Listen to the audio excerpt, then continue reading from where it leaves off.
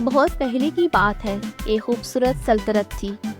سلطنت کا بادشاہ عدنان اور ملکہ کی زندگی میں ہر آرام اور سکون تھا، سوائے ایک کمی کے۔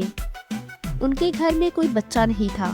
کاش ہماری بھی اولاد ہوتی۔ بادشاہ نے بہت دعائیں مانگی اور بہت عرصے کی انتظار کے بعد اللہ تعالیٰ نے انہیں ایک بیٹی سے نوازا۔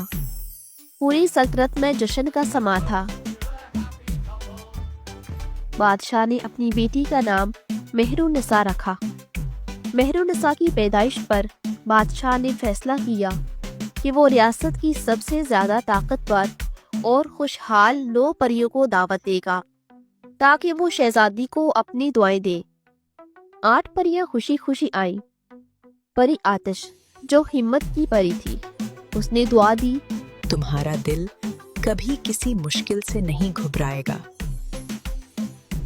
پری زرین، جو علم کی پری تھی، اس نے دعا دی، تمہاری سمجھ ہمیشہ سب سے تیز ہوگی۔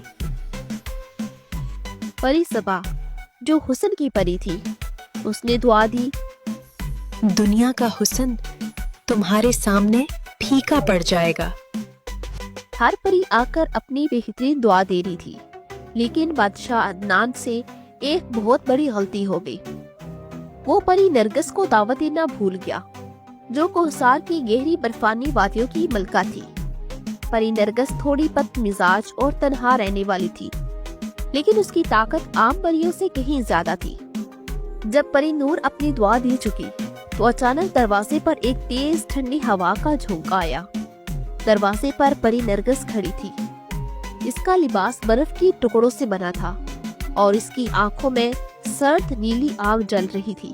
السلام علیکم۔ اگر آپ کو ہماری ویڈیوز پسند آئیں تو ہمارے چینل دا فیملی والٹ کو سبسکرائب کریں اور نئی ویڈیوز کی اپڈیٹس کے لیے بیل آئیکن ضرور دبائیں۔